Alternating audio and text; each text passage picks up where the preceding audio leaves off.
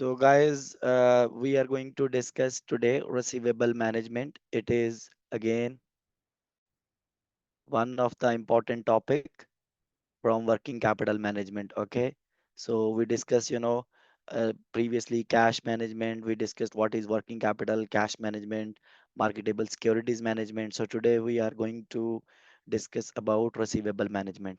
So first of all, you should understand what does mean by receivables. Definitely, as a business, so we sell goods on credit, right? So if we sell goods on credit today, so against this credit sale, definitely we expect payments from the customer in future date. So that is our receivable. So please remember, receivable management is also known as the management of trade credit policy. Okay, let me give you example here first. So what are the important points, like why receivable management is important? So guys, we know, for example, we can create two scenarios here. Scenario number one is, for example, if you borrow the money, for example, if we borrow the money to finance our receivables. Scenario number two is, what if you have your own money and you invest into your receivables? Okay, so we are investing from our own pocket. So we need to understand what is investment here. For example, I'm just creating a example here. Let's assume you are a company and you have spent, for example, $100 to manufacture goods. So this $100 you have already spent on the goods, and now you sold these goods on credit. It means, what is the outcome here? The outcome is, so you got outflow from your business of $100, right? We got outflow. And definitely, if you got a outflow of $100, so now this $100, obviously you have deficiency, right, in your business, because you spent on goods and you sold to the creditors, or you sold to the customers, and the customer will pay you in the future. So far $100 is out of your business. On the back end, what deficiency will be created, right? So now what you will do, the first scenario is, if you will borrow $100 to finance this receivable. Maybe you can borrow from the bank as an overdraft. So if you will borrow $100 from the bank to finance this deficit, so definitely you are going to bear a cost. Is the cost? Cost is the interest cost. Okay, so cost is what? Interest. Because interest you will pay interest on this borrowing, right? So again, it means you are incurring a cost. And second scenario is, if you are going to finance this $100 from your own pocket, again you have a cost. The cost would be what? Opportunity cost. What is opportunity cost? Because $100, again you are investing from your pocket to finance this receivable. Now how it will become opportunity cost for you? Because you are not investing this $100 somewhere else. If you are not investing somewhere else, it means you are losing the opportunity to earn the profit, right? So that is opportunity cost. So that is why we always say, whenever we are managing receivables, so we need to consider the cost of financing receivables, right? And I told you, you will incur a cost in both scenario. If you are borrowing money from a bank and financing your receivable, again there is an interest cost.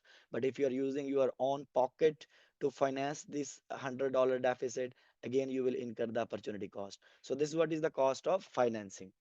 Okay, now guys, we are going to move to the main point here now. So please remember, being a here good company, so you have to think this both point, right? So the first point is what, like when we offer credit, so definitely you got some benefit also, like when you sell goods on credit, so your sales will increase definitely, right? And if obviously if your sale will increase, so your profit will also increase. But on the other hand, you got a cost also, which is cost of financing. So whenever we talk about our credit policy, that to whom we should offer, how much we should offer, how to collect the cash from the customers. When we talk about credit policy, right? So we always consider what benefit and cost analysis. And we need to think every time, do we have more cost or do we have more benefit of offering this discount? And please remember, we need to create the balance in that. Okay. Okay, there is not only the cost of financing is there. Sometime when we sell goods on credit, so you may have other types of cost also. For example, bad debts, right? You know, sometimes customers, they don't pay on time. I mean to say, maybe they may disappear, right? So you may lose that money. So this bad debts is also your cost. So please remember, whenever we set credit policy, we need to consider the balance between cost and benefits. Okay, guys. So now one more thing you should also remember here, because this we can also say this way, that sometime, if your competitors, they offer the credit, if you will not offer the credit, definitely you will lose the customer. So that is where this thing you also need to keep in your mind. And also remember this point: the customer who choose to pay beyond the stated time. For example, if you offered to the customers 30 days credit period, and if they are taking more than 30 days, right, so obviously you can charge financing fee, which would be the interest income to the firm, right, for the late payment. It's kind of penalty. So please remember, when we talk about managing account receivables, we also need to think about sales. Definitely, if you will tight your credit policy, your sales may decrease. If you will lose your credit policy, your sales may increase. You also need to consider the financing side also, because the deficit will be created on the receivables, okay, or due to the credit sales. So that deficit you need to finance, financing cost you need to consider, and you also need to consider the accounting function as well, because we need to have proper sale ledger department to chase the payment from the customer. Okay, we'll move to the calculation, don't worry, just I'm just explaining so for the theoretical aspect. And please remember, whenever we formulate credit policy, credit policy means, say, okay, like, to whom we should offer credit sale, how much we should offer, right? So what should be the terms and condition, this is called credit policy. So whenever we formulate any credit policy, so please remember, there are four important aspects of credit policy we need to consider. The first aspect is, we should have a proper sound system to evaluate customers credit worthiness. Okay, customer credit worthiness mean to say, you have to check the customer is reliable or not reliable. For example, how could you check the credit worthiness of the customer? Maybe you can check through the bank reference, right? But you cannot contact directly to the customer's bank without permission of the bank. Okay, without permission of the customer. You can also maybe check for the reference check, like who referred that customer. You can check from that guy also, that customer is good or not good, right? You can also take the help of credit rating agencies if your customer is a company. So the first thing, when we formulate the credit policy, so we have to focus on evaluation of credit worthiness before offering the sales, okay, before offering the goods. And second thing, you also need to establish standard credit terms. Standard credit terms means, say, what, based on credit worthiness, you can based on credit worthiness of the customer, you can decide how much credit we should offer, for how many days it should be offered, right? So these things you need to consider carefully. And also you need to consider, do you have a proper system for tracking account receivables and billing customers? Definitely, when we sell goods on credit, the first thing is what, the invoices should be created on time. So you need to check, do we have a proper system for billing customers? And then you also need to check, do you have a proper system uh, for tracking account receivables, that the system which can help you to understand or to track, okay, who is which customer is overdue right now, okay, or which payments are due right now.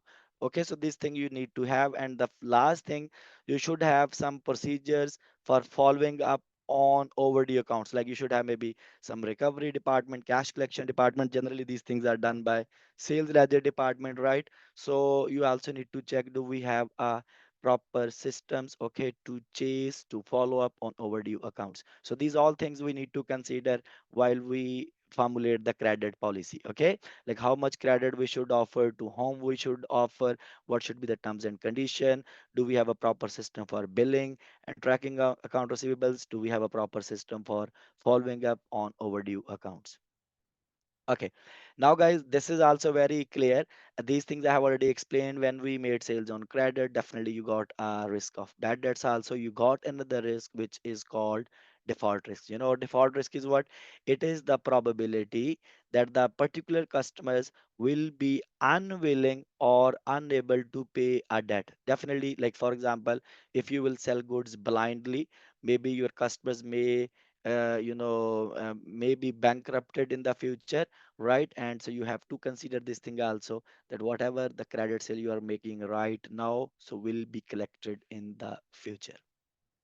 Okay, so here we go, and the point is how you can, minimize this default risk, or how we can manage this default risk. So definitely, when we sell goods on credit, try to, have initially written agreement with the customers, and that agreement must be signed with the customer. And in that agreement, you can outline the terms of credit and the consequences for non-payment. Okay, these things you should obviously clear with the customer in advance, so to avoid the risk of default. Okay, so now guys, here this thing I'll explain at the end. Okay, oh, no problem. We can go through here. So this is a very small concept because all you people are accountant, okay, and you have idea about aging account receivables. Actually, being a accountant, right? So we can produce this report from the accounting software, from the system, okay. Or if you don't have a system to produce this, you can work on your Excel also, right? So what is aging account receivables? Actually, it is the report, okay, which will highlight that how long a customer have been outstanding, okay. For example, they are 30 days older, 50 days older, 60 days older. So actually this aging, statement stratifies the accounts depending on time outstanding, okay. And I'm just going to show you. So because if the customer is overdue now, maybe, and it has been now maybe, for example, 1 year now, maybe there is a more chance you will not collect the amount. So but aging report, how it looks like, so this is how it looks like. For example, here we got some columns. So this is the first column is for balance range, and the second column is for less than 30 days. Like these are those customers who have been outstanding less than 30 days only, maybe 5 days, 6 days, maximum 30 days. And these are those receivables which are outstanding for 30 to 60 days. And these are those receivables which are outstanding from 61 to 90 days. So these are those customers which are older over the 90 days, okay. So this is what we got, some columns here. And here we got some balance range. In this column we got a balance range, and let's understand, let's read how to read this aging analysis report. For example, if you look at here, first we got a range of 0 to $100, okay. 0 to $100, it means these are those customers with outstanding amount from 0 to 100. It could be $90, $80, $70. And please remember, in this range, for example, it's 0 to $100, we got $5,000 in total. So they are outstanding, okay. They have been outstanding less than 30 days, okay. And we got, for example, some customers, balance range is between 0 to 100. Maybe those customers owes maybe 50, 60, $70, but they are in total $200. Okay, maybe we have 5 6 customers, let's assume say $200. So these accounts have been outstanding maybe for 31 to 60 days. And then here we got, for example, $100. These have been outstanding, their outstanding balance is between 0 to 100, but maybe you have more than one, two, three, four customers. So total outstanding balance is $100. And here we got $100 over 90 days. And let's say we have here another balance range, which is, for example, 1,000 to 5,000. Like for example, one customer owes maybe 1,500, second owes maybe 2,000, third owes maybe 3,000, but range is between 1,000 to 5,000. For example, there is a total $20,000 okay, which have been outstanding for less than 30 days. There is 2000 balance. So these figures actually you produce from your accounting records, okay.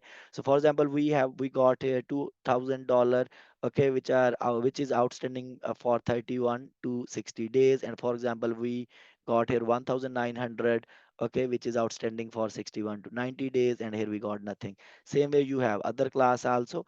And now guys, as so you can see here, this statement actually stratifies the account receivables, okay, as per balance range and their outstanding period. Okay, now we got here total. So this is the total of this column of this customer. 71,000 is outstanding from those customers who have been outstanding for less than 30 days. We got 18,000 here, we got 10,000 here, we got 1,000 here. And obviously, if any customers who are outstanding over 90 days, so definitely there is a high risk of bad debt. So that's why we need actually this report, so where bad debts risk could be higher, or which customers we need to chase, right? So this is what is your aging report. This is how it looks like. I hope so it is clear, right? Now here guys, we are discussing some basic terms of receivables, because questions will be definitely about some calculations, also some theoretical aspects, also theory I'm already discussing, and I'll be discussed definitely. I will also discuss in coming a few minutes. So but here we go, we got some here basic receivables terms we have to understand. First of all guys, this is very common credit term, okay, which is written like in your invoice also. It could be written or in agreement. Like for example, if it is written like that, 2/10 net 30. So you have to understand here what it means. First, this word which is written as net 30. Net 30 means your customer's normal credit period is 30 days normal. Like you are giving 30 days to the customers so he can pay on day 30th. Okay, so normal credit period is 30 days. Okay, but what is this? So this 2% mean to say this is actually the percentage of discount, which is early settlement discount. Don't think as a volume discount or a quantity discount. No, it's an early settlement discount. Like if the customer will pay within 10 days, this is within discount period, within 10 days he will get 2% discount. Okay, so it could be written like that: 1/5 net 20. What it means? Normal credit period is 20 days. Okay, normal credit period. Okay, but if he will pay within 5 days, he will get what? 1% discount. So you should understand the interpretation of this credit term. So it could be written anyway. For example, it can be written 1/5 net 20 to 10 net 30, whatever. Okay, so the main thing is what you should understand, what is the interpretation of this term. Okay, now guys, here few formulas I'm going to explain. These formulas can also help you to solve couple of questions. So first formula, which is relevant, it's kind of ratio actually, which is relevant to the account receivable, that is called average collection period. Although we have already discussed these things in the ratios analysis, but here we go. Average collection period. Please remember the alternative name or the alternative terminology which can be used interchangeably for average collection period is also it is also called days sales outstanding in receivables. Okay, so it's the same thing. If in exam they will ask you calculate days sales outstanding in receivables or average collection period, it is the same thing. Now the point is what it means actually. Okay, please remember average collection period mean to say, for example, if let's assume the answer of this ratio is 30 days, let's assume this ratio I'll explain, don't worry. Let's assume answer is 30 days. It means the on average we collect the payment from customer after 30 days or at 30 days. Or you can say this way also, this is that 30 days are taken by the customers to settle their account. You can say in either way. Okay, so or you can say customers are taking 30 days to make payment. Okay, this is average collection period. And the question is how this ratio is calculated. So please remember this is the general formula, and being a good students, Okay, being a good student, so you should know if one thing is missing from this ratio, you can calculate. Okay. So what is the formula for average collection period? The formula is average collection period is equals average account receivables divided by net credit sales times 365. Okay. So this average account receivables, how to calculate average account receivables? Generally, this is the formula which we use for average account receivables. We take beginning account receivables. Beginning account receivable means the amount of receivable which we have at the start of year. We add ending account receivable, the amount of receivable which we have at the end of the period, and we divide with the two. This is how you get the average. Okay, this is the one way. Later on I'll tell you multiple ways how to find out average account receivable. This is the first and simplest way. So this we will take average account receivable balance as a numerator, and we will divide with the net credit sales. Okay, please remember, focus here, it's a net credit sales. Don't take cash sales here. Okay, if in your exam question he told you total sale is, for example, 500, out of that 20% is cash sale and 80% is credit sale. Okay, so please remember, you have to take 500 multiply by 80%, so this should be divided here, net credit sale. Okay, credit sale. But if in exam question he told you just a sale figure, he didn't tell you it is a cash sale or credit sale, then we can assume it is a credit sale. So we'll multiply with the 365. Actually 365 is here number of days in a year. So in exam question, he can give you 360 days also. So whatever days are given, so you can use 360 days. Mostly in CM exam, 360 days we use. Okay.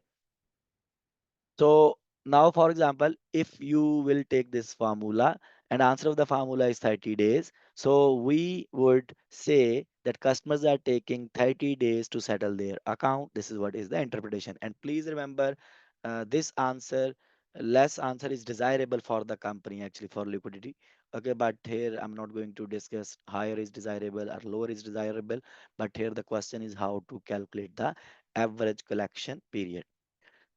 Then guys, we have here, there is another alternative formula. Please don't forget. So this is the first way to find out average collection period. So what's the formula? It is on your screen now. Okay, the first formula is, this is how you will calculate. There is another way to find out the same thing, average collection period. Okay, so how would you calculate average collection period now? So there is another way. Okay, alternative way I'm going to show you. So this is the first way which I have already told you on the screen. This way. Okay. Now other way is what? This is the other way. Alternative formula. So you have to remember all these things. Alternative formula to find out average collection period. Okay. To find out average collection period. Guys, give me a second, please.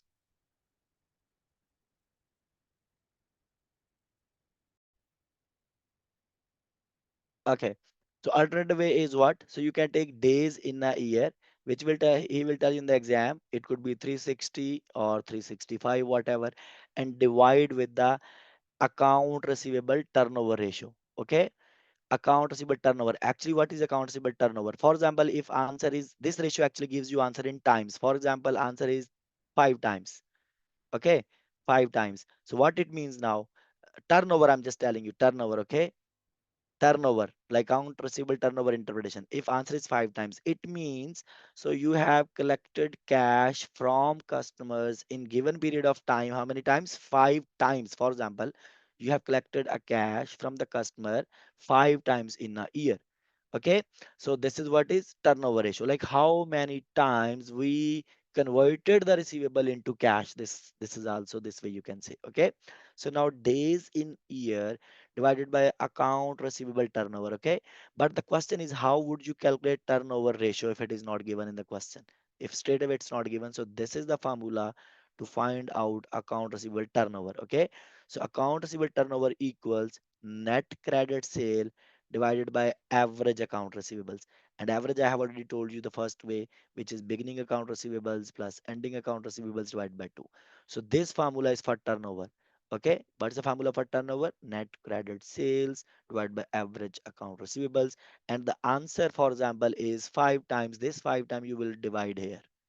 So 360 divided by 5. So here again you will get answer in days, which will be your average collection period. Understood? Okay, so these things you have to remember, guys. Now I'm going to tell you some other things. So please remember, we have used average account receivables, right? We have used average account receivables in the first formula also. Look at here in this formula.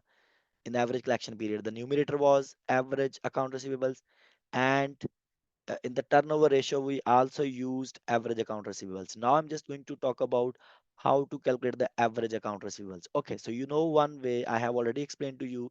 The one way is what? The first way is what? Opening balance of receivables plus ending balance of receivables. Okay, Div- ending balance of receivable divided by 2. This is the common way.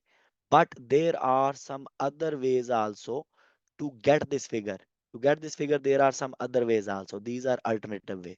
Alternative, okay?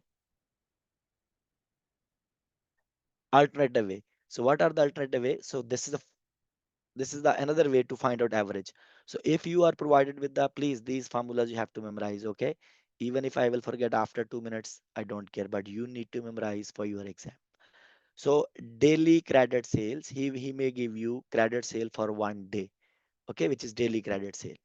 Okay, if it is not given, so simply you can take annual sales divided by 360 or 365. So you will get daily credit sales, right? So daily credit sales, if you will multiply with the average collection period, average collection period, this ratio, average collection period, this ratio, or answer of this ratio, or answer of this ratio.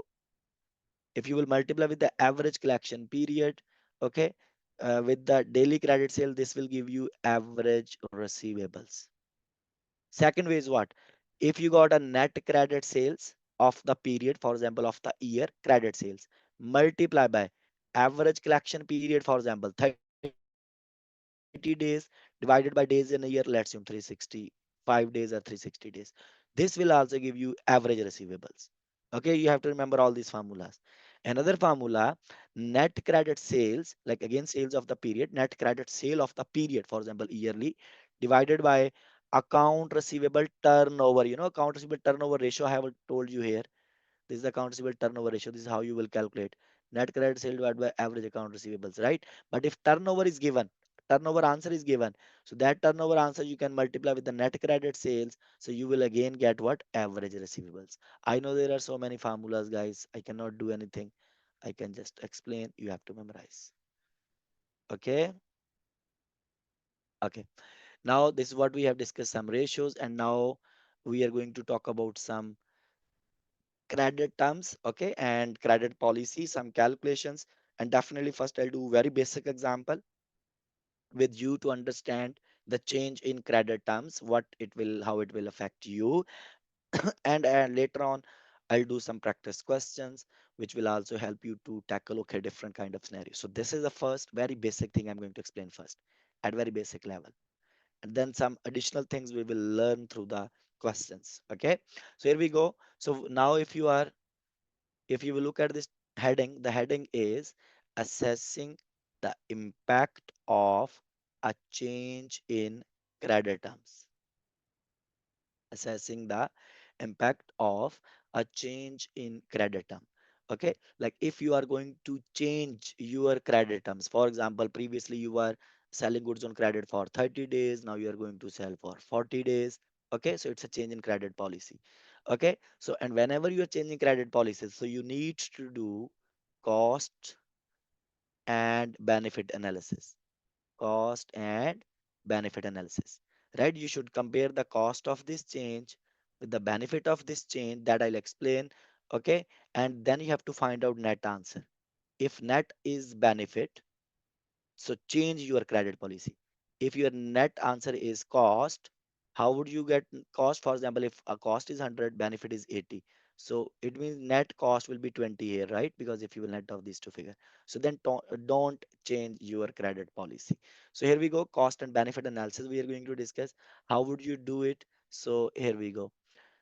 So please remember, as I told you, we will do the benefit or cost analysis. Okay, so we should calculate first. This is a very basic thing, okay? Basic thing. And then I'll show you questions. From the questions, maybe different angles we need to clear. We need to cover actually. So this is a basic thing I'm telling you. So what will be your benefit? Benefit will be what? Maybe incremental contribution margin, like in incremental profit, you can call it. Definitely, if you will maybe relax your credit policies, so your sale will increase. Due to increase in sale, your profit will increase. So the increase in profit is your benefit. And then you have to calculate the cost. Similarly, when you will relax the credit policy, when you will relax the credit policy, okay, so what can happen? So definitely you need to invest more into receivables because your receivable will increase. So that is called investment in receivables. Okay, that is called increased investment in receivable, that we will calculate, don't worry. And that we will multiply with the opportunity, okay, cost, which could be given as a bank interest rate, because finance, for example, from the bank. So that is going to be a cost for you, and then we will compare these things, cost and benefit. So here we go. Let's understand. First, now I'm going to open this topic here.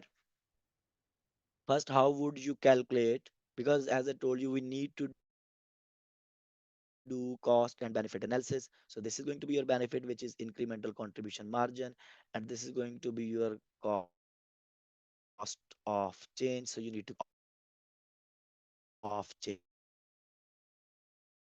change. Very basic formula, okay? Although maybe if you will watch different videos, everyone may explain different methods. So but I'm explaining the method which is written in your book, basic first, and then we'll go through the question. So cost of change, how would you calculate? Cost of change, so see here heading, cost of change you are calculating first. Like what would be the cost of increased investment in receivable? This is what you need to know first. And how would you calculate increased investment in receivables? This is the basic version I'm telling you, okay? And then I'll go through with the question. As I told you earlier, increased investment in receivable. This should be the your first thing. So increased investment in receivable, this is how you will calculate. Equals incremental variable cost multiply by, why variable cost we are taking here? Because see guys, when we sell goods, definitely I'm assuming this way. So we sell goods at selling price, right? And sale price include cost plus profit. Profit portion I will not take because that is not my input manufacture it. And why we are taking variable cost? Because variable cost is the relevant cost, right? Fixed cost will not change due to this decision. That's why variable cost we will take. So we will take increased investment in receivables. And we will multiply with the opportunity cost of funds. Okay, incremental variable cost. That what will be increase in variable cost due to this policy. Don't worry. So we need to know incremental variable cost. This incremental variable cost you will multiply with incremental average collection period. Okay, like obviously average collection period, you have to take the new collection period, and then you have to divide with the days in a year. So this will give you increased investment in receivables. Okay, increased investment in receivable it will give you. Okay, once increased investment in receivable is calculated, so this figure you will bring it here, which is increased investment in receivables, and you will multiply with what? With the opportunity cost of funds. Okay, it can be given with the, and you can take overdraft percentage. It could be, sometime if you take a loan from the bank to finance receivable, then it could be a bank interest percentage, or it could be opportunity cost of fund. That this money if you will not, you can earn that return. So any name they can use opportunity cost of capital or interest rate, whatever. Okay, it's same thing. So we will take increased investment in receivables, and we will multiply with the opportunity cost of funds. So this will give you finally cost of change. Okay, it means first you have to calculate increased investment in receivables, okay? It means first you have to calculate increased investment in receivables by using this formula, and then that increased investment in receivable you will bring it here, multiply with the opportunity cost. This will give you cost of change. Then how would you calculate benefit? Okay, first thing, what is the increase in sale due to this credit change in credit policy? Increase in sales, incremental sales we need, right? Increase, I hope so you understand, right? For example, if old sale were 100,000, now under new policy will be 120. So increase in sale is 20,000, right? So we need increase in sales, and that we will multiply with contribution margin, because this contribution margin, for example, increase in sale is 20,000, let's assume. Contribution margin will be 20%. contribution margin is 10%, increase in my profit, which is going to be 2000, right? This is my change in, this is my benefit actually. This is my benefit. And this benefit, I will compare now with this cost. The net is the cost or the benefit. Okay, if net is the cost, we can extend the policy. If net is the benefit, we can extend the policy. If net is the cost, we should not change the policy. Okay, now I'm going to work with the example here. So please listen me carefully. This is very basic example as I told you earlier also, because basic level I'm explaining first, then I'll do some questions with you to make it more clear. So here we go. A firm is evaluating a proposal to relax its credit standards, like credit policy they are going to relax under the new norms. Okay, now the credit sales are expected to increase by 600,000. Okay, this is what increase in sale. Incremental sale is 60,000. Okay, then the new customer attract by this plan are expected to have 40 days average collection period. And please remember here, they didn't provide us the old collection period, just they provided us the new collection period. So that's why incremental we cannot calculate, just we can work, okay, 40 days are given only. So there are 360 days in the year. Okay, and variable cost are 80% of the sale. 80% of the sale is a variable cost. Okay, now first of all, and then he told you money market instrument are currently paying 12%. Okay, money market instruments are currently paying 12%. This is like you can say opportunity cost of capital. And now we got it here. The calculation. First of all, we, because if you remember, first thing you have to calculate what? Cost of change, right? Cost of change. And for the cost of change, you need to work first increased investment in receivables. And for that, if you remember the formula, what formula I have shown you, the formula was incremental variable cost multiplied by new credit period or incremental credit period. So average collection period, and divided by, I'm just showing you here, days in a year, divided by days in a year. Okay, divided by days in a year. So this will give you increased investment in cost. So days in year. So this formula actually we need to apply. Now the question is that incremental variable cost, how would you calculate? In the question he told you that your incremental variable cost, if you remember in the question he told you it's a 80% of the sale. It means if I'll take 600,000, which is my sale, multiply by multiply by variable cost ratio, which is 80%. Okay, so this will give you increased investment in cost. How much? 480,000. So this is what I got. So simply incremental variable cost means a variable cost percentage or variable cost percentage or variable cost ratio, you can call it. So 480,000 we got. Now average collection period is only one period is given, that is 40 days. It means 480 multiplied by 40 and divided by 360, because 360 days in a year it's given in the question. So if you will just solve, so this will give you increased investment in receivable, which is how much? 53,333 dollar. Okay, this is the increased investment, right? 53,333. Now second step we have to calculate cost of change now. Cost of change will be how? I'll take this incremental receivable, which is 53,333 times times what? The interest percentage or opportunity cost of capital, which is 12%. Okay, now second formula actually I'm applying here. Second formula I have already told you, increased investment, which is 53,000 multiplied by opportunity cost. So this is going to give you how much? 6,400. Okay, solution is displayed here also. Here is the solution. You can go through. First is the increase in variable cost, then increase in variable cost multiplied by average collection period into divided by days in a year. So you got increased investment in receivables. Then this increased investment in receivable multiplied by opportunity cost of capital, you got a cost of change 6,400. Okay, so now what? Now we will calculate the benefit. How would you calculate the benefit? So here we go. So benefit, this is how you would calculate benefit. For the benefit, this is the format I told you, right? We need increase in sale. Increase in sale is given directly in the question, 600,000. Increase in sale is 6 margin percentage, which will be, if you will go back to the contribution margin, how it is, I hope so, you have basic idea. So we take sales less variable cost equals contribution margin. Sale we always assume 100%. Variable cost, he told you it is 80%. We'll deduct 80. So contribution margin will be 20%. Okay, sometimes we use 21 also, but contribution margin I'm using here because that is available only.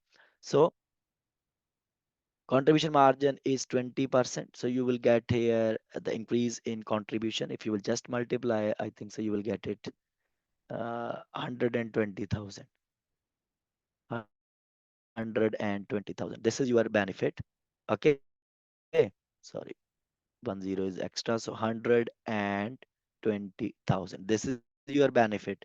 And do you remember the cost? We have already calculated cost of change. Cost of change is what? 6,400. We have calculated previously. Tell me now, answer is net benefit or net cost? Definitely benefit is bigger. Okay. So bigger, it is bigger. How much it is bigger? The answer should be 113,600. So net benefit you will get here. Net benefit, which is how much? 113,600. So it means we can extend the credit policy because benefit is more than cost, right? Okay. Now, guys, I'm going to show you some questions. Here we go. Now, please remember questions you have to tackle as per the available data. And with the question, I'll explain other ways also. For example, here I'm going to explain this with this question, maybe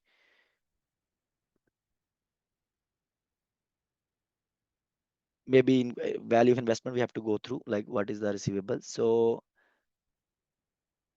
we have a question here, guys. I'm going to go through this question with you.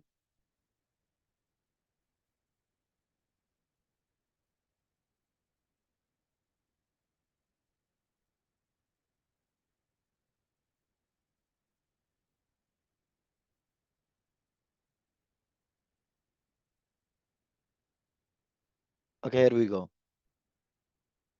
Need concentration, please. Okay. The question is, they're saying a company's, see, different question I will do with you so you can understand in a better way. A company's budgeted sales for the coming year are expected to be 50 million. This is expected sale, of which 75% are expected to be credit sale. Okay, so without any hesitation, first we will work what is the figure of credit. If I'll multiply these two things, sales, which is total sales, times 75%, I guess so it is going to be 37,500,000. Okay, as a credit sale. Okay, just we work credit sale. Then they're saying that at a terms of N30. N30 means a normal period is 30 days. Okay, so average collection period is normal is 30 days. Okay, normal period is 30 days. Now I would not say collection period is not like normal credit term is 30 days. The company estimate that, this is estimate now, that proposed relaxation of credit standards, they are going to change policy, will increase credit sales by 25%. Okay, I'm just working one more thing. This is my old credit sale, which is 37,500, and the new credit sale would be under new policy. This sale will increase by 25%. So simply just multiply this with increase with 1.25. Okay, 25 represents increase 25%. Okay, if it is increased by 30%, you will multiply with 1.30. If it is increased by 40%, you will multiply with 1.40. So the new sale you will get, and the new sale is going to be If you will just work, it is going to be 46,875,000. Okay. Now what? It means without any hesitation, I can just calculate what is the increase in sale, because if I'll take the difference of these two sales, so this will give you increase in sale due to the credit policy, right? Okay. Okay. Now here, but my question is not to calculate increase in sales only. So let's go through the question here. So we got two sales as per existing policy and as per new policy. They're saying that increase in average collection period from 20 days to 30 days. What it means? It means previously collection period was like receivable days. Our average collection period were 20 days. But now average collection period will be what? 30 days, right? Okay. So we got it, this information also. Then based on 360 days a year, they're saying, okay, there are 360 days in a year. The proposed relaxation of credit standard will result in expected increase in average account receivable balance. This is the question. They're saying that what will be the increase in account receivable balance. Okay, now it's very clear. So guys, please remember this is the data in front of us now. Okay. Now we have to calculate receivable balance. Receivable balance is not given, just credit sale is given. Do you remember I told you receivable average collection period formula? Average collection period equals average receivables divided by credit sales multiplied by 360 days. Okay, because 360 in the question. Now he's asking this figure, receivable figure. This figure we have to calculate. How would you calculate? So what would you do? So now this average collection period, we will take this 360 to this side. It will become formula like that. Average collection period divided by 360. This credit sale was multiplying here, dividing here. We were dividing here. Now we will multiply with the credit sale. If you will apply this formula, this will give you average receivable balance. Okay. So it means this formula I have to apply now. Average receivable balance. Okay. I'll calculate receivable balance under both category, and then under both data, I will calculate average receivable balance, and then I can find out the difference, and that difference will be my increase in average account receivables, right? Difference will be increased. So here we go. Let's work with this formula now. So I'm going to use this formula, okay, for the old first. So my average collection period was 20 days. Okay, 20 days under old policy divided by 360 multiplied by credit sale was under old option how much? 37 million and 500,000. If you will just work with it, just let me work how much it is going to be. So it is going to be a 2 million, sorry, 20 million 83,000, sorry, team 2,083,333. This is the receivable balance under old policy. And can you work with the new policy also? Same formula? Yes, now we'll use this data. We'll take 30 days divided by 360 and multiply this credit sale, the new one after increase 46,875,000. If you will just solve it, so you will get, let me solve, just check it guys. So I guess it is going to be 3,906,250. And now if I'll take the difference of these two receivables under both option, definitely I'm going to get increase in receivables. Okay, this is how exam question can be tested.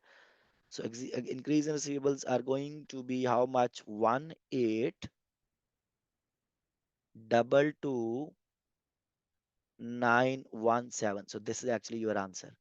And see, we learned with the question this 122 1822. So 1822 is option C. C is the correct answer. Okay. Now another question.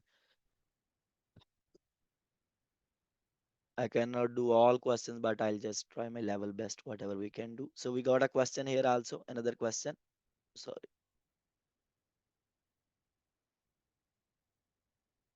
Okay. Please don't annotate. Now I cannot remove this. Okay, thank you for removing. So now, guys, other question we are doing now. They're saying that what's the question? They're saying a maker of bowling gloves, Siddharth, a maker of bowling gloves is investigating the possibility of liberalizing its credit policy. Okay. Currently, payment is made on cash on delivery. This is the right current policy that customers were paying cash on delivery. Under new program, now there's a new policy. Sales would increase by, okay, this is increase in sales. Sale would increase by 80,000. The company has gross profit margin. Now contribution is not given, but GP percentage is given 40%. The estimated credit loss means the bad debts on the incremental sale is 6%. Ignoring the cost of money, what would be return on sales before tax? Return means you have to calculate answer in percentage. So how would you do it? Very simple. First of all, first of all, you should calculate what is your benefit of extending this policy. So benefit is what? So your sale will increase by 80,000. Take that sale, multiply the profit, which is 40%. This will give you benefit. So I'm not sure if you can just let me check quickly. So my benefit is going to be 32,000. And now I can calculate quickly the cost of this change. The cost is going to be what? The cost is going to be, he told you, the credit loss, like the bad debts, would be 6%. Credit loss means the bad debts. Obviously, of increased sales, incremental sales, right? Again, incremental sale is 80,000. If I'll take 6%, so how much I'll get? Maybe I'll get it 4,800. So now can you tell me this is the net benefit or net cost? Yes, it is a net benefit. 32,000 minus cost. My net benefit is going to be 27,200. Okay, 27,200. Now the question was what? He told you return on sales you have to calculate. Now we have to convert into percentage because you can see options are in percentage. So now what we will do? Because return on sales, so we'll take this net benefit. We will divide with the sales figure and multiply by 100. So this will give you return on sales. Return on sales. So net benefit is 27,200. Sales figure is, you can just cross check arithmetical accuracy, okay, on your calculator. Sale is 80,000 increased, and in 200, I'm not sure what will be the figure. Let me check it. The figure is going to be 34%. I think so. So this would be your answer. Okay, B. Okay, guys. I hope it is clear. Now let's do one more question. So here we go.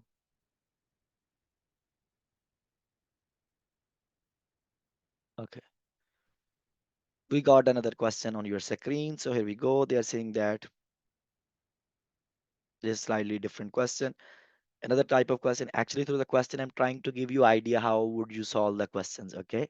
So here we go. So they're saying a company believes. See, questions are always tricky, right? So maybe when we discuss the concept only, things are simple, but when we practice the question, things become complicated. So here we go. A company believes that its collection cost could be reduced through modification of collection procedures. Okay, maybe they are going to amend a policy. This action is expected to result in lengthening of average collection period from 28 days to 34 days. I hope so you understand the data. They're saying as per new policy, collection period will increase from 28 days to 34 days.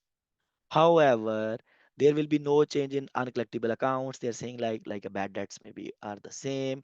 So the company's budgeted credit sale for the coming year is 27 million. Okay. Another important information. So this is the budgeted sale for coming period. The short-term interest rates are expected to average 8%. This is like to calculate the cost of change. To make a change in collection procedure, cost beneficial, that to make it like, is it a beneficial or not? The minimum saving in collection cost using 360 days for the coming year would have to be, this is the question. Okay. They're saying that if you are, simply guys, very simple, you have to understand this way. They're saying, okay, what should be the minimum saving to make this change acceptable? Guys, the minimum saving is what? So your benefit, if your benefit is not exceeding the cost, at least benefit should be equal to the cost, right? At least benefit should be equal to the cost, right? So then it could be acceptable. But if cost is more, then it should not be acceptable. If benefit is more or equal, it can be accepted. But if cost is more, it should not be accepted. So question is other way around. How would you work with this question? Think in your mind, what are the possible solution? So the number one things, guys.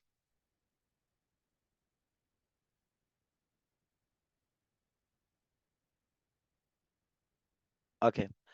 So the first thing, guys, what we can do here,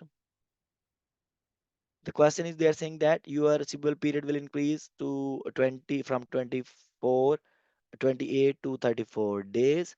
So first of all, you have to calculate the average balance in receivable, like with how much amount it will increase. So simply you will take what? Like I want to this is now because you don't have previous sales data, etc. Just you got a latest sale data. Okay, you don't have a previous sales, right? Otherwise you would have calculated, increase in receivables by using 28 days, by using old sale, and 34 days by using new sale, which is this one. And you can find out increase in receivables, and then you can work with the cost. But here that is not the scenario because old sale is not given, and there is no way to calculate it also. So now what I will do, I can do this way, because I want to calculate first what will be the increase in receivables. How I can calculate? So increase in receivable, how I can calculate now? So simply I will take credit sale, which is given here, the new sale, 27 million. This I will multiply with incremental receivable days. My receivables days will increase by 6 days because previously it was 28. Now it is going to be 34, so it is increased by 6 days, and I'll divide with the 360 days in a year. So this will give you increase in receivables. And if you could check how much it is going to be, I think so, 450,000 increase in receivables. And now once I got increase in receivables, that I can multiply with the opportunity cost, which is given here, 8%. So this will give you cost of change.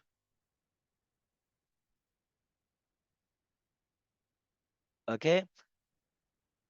Previously, please remember, guys, previously I told you another formula to find out increase in receivable. There are different ways to do it, right? I told you one formula by using incremental variable cost times incremental collection period divided by 360 days. Another formula I told you, okay, calculate receivables under old policy, receivables under new policy, take the difference. Now here I'm using another formula, okay, the latest sales times incremental receivable days divided by 360. Actually, it depends on question data. Okay, so now increase in receivable, we already got 450,000. If I'll multiply with 8%, which is opportunity cost, so cost of change is going to be how much? 36,000, I think so. And now, what was the question? The minimum saving in collection cost for the company for the coming year would be, okay. So I told you minimum benefit should be equal to the cost. So if cost is 36,000, so minimum benefit should also be 36,000. So that is your answer. Okay. See, is that clear? I hope it is clear. So now, guys, I have so many questions, but rest you will do now. Okay, by your own. Okay, there is a let's do this question also. Let me do this question also. It's also important. It will give you another way of thinking actually. Okay. First of all, see here again, we have a question. They're saying that the following information regards a change in credit policy. The company has required rate of return of 10%. Variable cost ratio is 60%. Okay. And we got here old credit policy and new credit policy, and we got sales under old credit policy and new credit policy. We got average collection period under old, under new. Now the pre-tax cost of carrying additional investment receivable is, so they are asking actually cost of increased receivable. Simply cost of change you have to calculate. And now you are very clear here. Okay, you got under old policy data, also new policy also data. So what I can do now, I would calculate receivables balance under receivable dollar, okay, like receivable amount under old policy and new policy. Under old policy because I have a data, and then I'll take the comparison, I'll compare it. So I'll get increased investment in receivables. Old, how I will calculate? I have already told you formula. Under old days were 30, so 30 divided by 360 multiply by credit sale. Credit sale is how much? 30, 3.6 million. So this will give you receivables under old policy. And if I'll take 30 divided by 360 times 3.6 million, it is going to be 300,000 receivables figure. This is receivable. Under new policy, I'll use new days 36 divided by 360 multiply by new sale is this one 3960000, and I'll get it here. New receivables 396,000. 396,000. This is old receivables under old data, new receivable, and if I'll take the difference, this will give you now increase in receivable or increased investment in receivable, which is 96,000. Okay, so this 96,000 I'll multiply with what? Okay, I have calculated increased sales. Okay, can you just say, because now here one point or problem is that variable cost ratio is also given. So whenever variable cost ratio is given, because actually this receivable is not your whole amount, is not your investment, because this receivable I told you it includes cost plus profit. So whenever cost percentage is given, so then you should multiply with this variable cost ratio, because that is your actual investment. Profit is not your investment, that is your earning, right? Cost you are spending on products. So then that's why you will multiply with variable cost percentage, which is 60%. So this will give you real increase in receivable in terms of cost. Okay, so if you will just multiply 96,000 with 60%, so you are going to get a 57,600.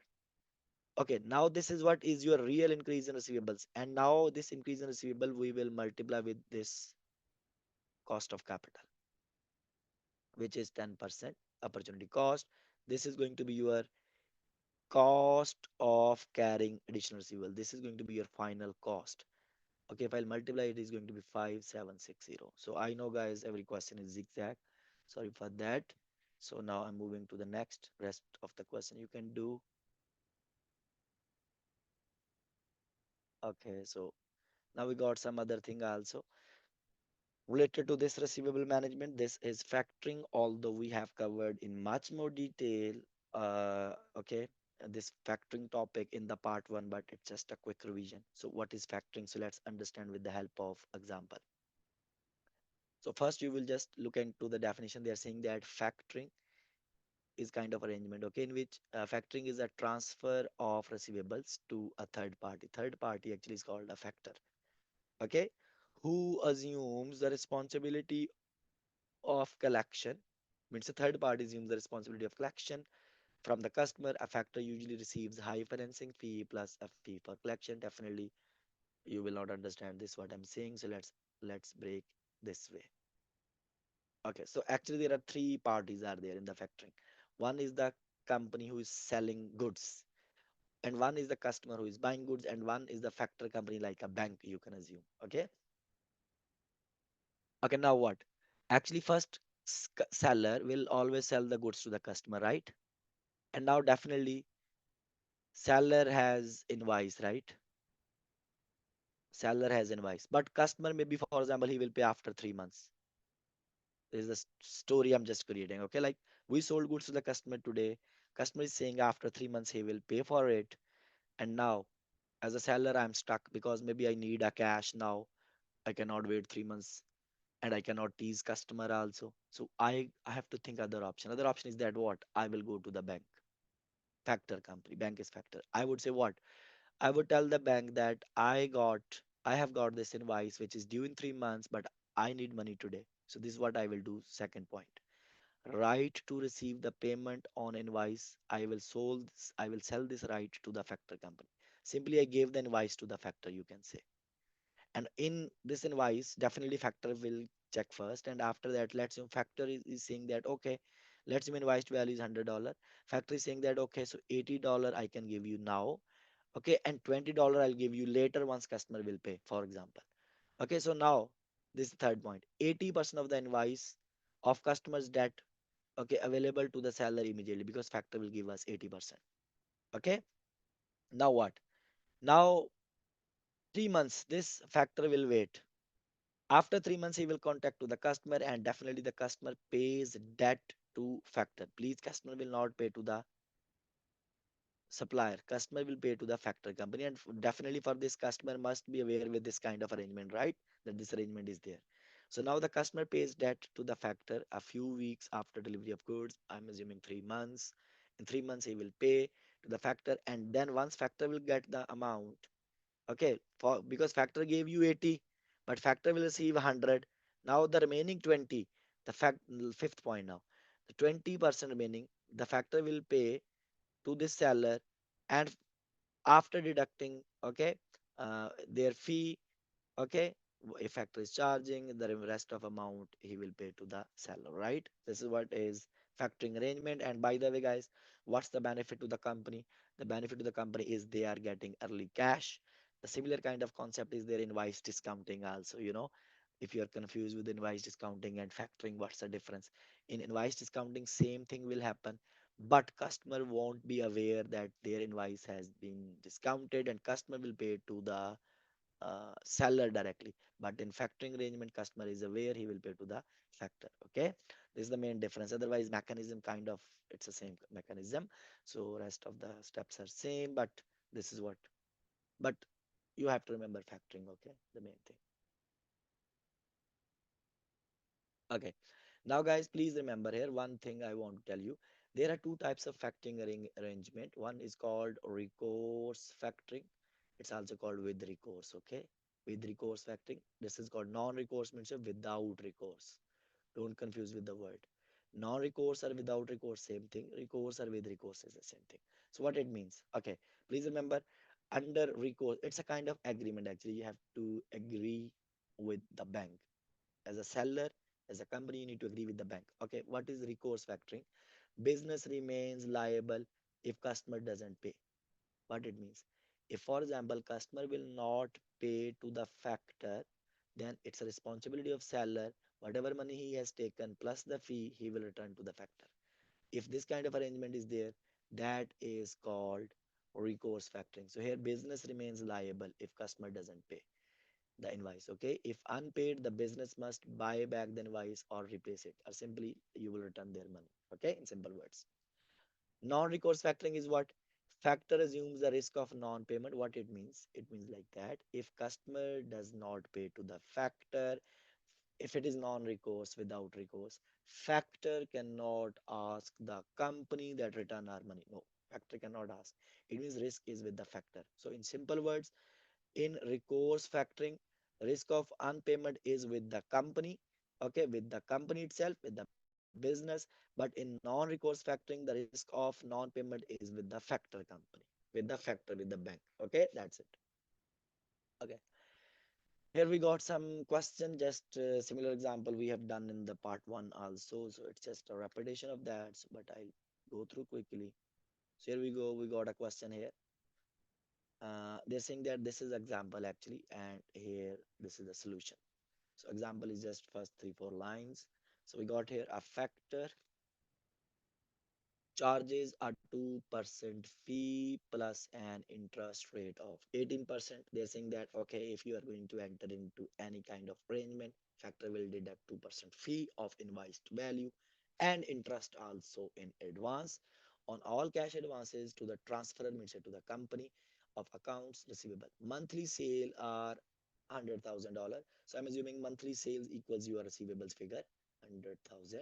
Okay, and the factor advance is how much?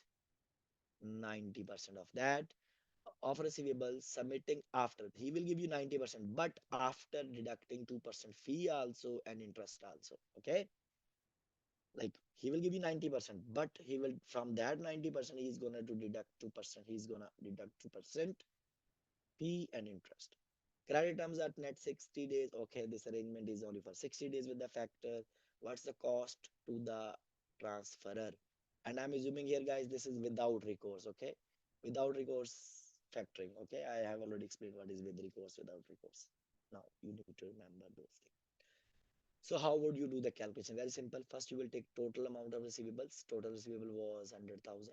This is what you are giving these invoices to the factor. Factor first, because factor is giving you 90%, right?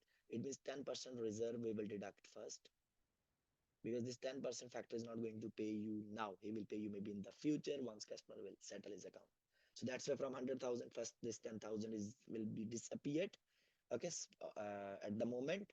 Then factor is saying, okay, he will take 2% fee. He told you 2% fee he will deduct advance. So this fee you will always calculate on gross value, which is going to be 2% of 100,000. It is going to be 2,000, and remaining is the amount of loan actually, right? Don't forget the format. So you'll take total receivables minus reserves, which he is not paying right now. For example, if he paid you 80%, so 20% will be reserved. If he gave you 90%, so 10% will be reserved. If he gave you 95%, so 5% will be reserved. So here he gave you 90%, so 10% will be reserved. That will be deducted. This 10% of receivable also. Then you will deduct factor fee, which is 2% of receivable also. Okay, so this is the amount of loan actually we are taking from the factor. And now factor said already he will deduct interest in advance, which is 18%. So now what? We'll take 88,000 amount of loan times 18%, because 18% is annual rate, but we need loan only for 2 months. So 60 over 360. So this is the amount of loan, 2640. So you are finance student. I hope so you understood these calculations. Now what? From 88,000, which was the amount of loan, he will deduct interest in advance, and the remaining 85,360 he will give you immediately, okay?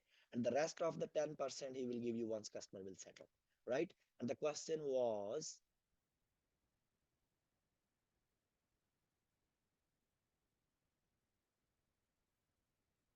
so the question was, what is the cost to the transferer, will say to the company? Definitely first cost. This 10% is not a cost because you will get it later as a company. But this is your cost factor. Fee is the cost. And this interest which you have paid, this is the cost. Interest. If you will add these two, 2000 plus 2640, so total is going to be 4640. This is going to be cost to the transferer. This is the answer. Okay. I hope so, guys. Now, one last point I'm going to explain. Credit card sales. Actually, it is a pure example of factoring. I'll give you example why. Credit card, we use credit card, right? So it's a pure example of factoring. I'll give you, for example, I bought goods from superstore, supermarket. This is market from where I got the goods. For example, $1,000. And what? I'm making payment through the credit card. Okay, I'm using credit card as payment. Now what? I will spam my credit card. Definitely $100 will be out of my credit card, right? And the bank is NBD, for example. NBD is the bank. Okay, now what happened? Now, this is the company. Here we got a bank and here we got a customer also. I'm the customer. So what? The when this company will sell goods on credit, because I made payment on credit card, so this they will receive immediately cash, right? And now what? As a customer, I'll pay later to the NBD. NBD is a bank. It means it's a kind of factoring. So company got immediate cash. Customer will pay to the other party who already financed this transaction, right? This is pure example of factoring, and same thing is happening in the factoring also. Okay, guys. I hope so it is clear. If you have any question, you can ask me, guys. Thank you so much.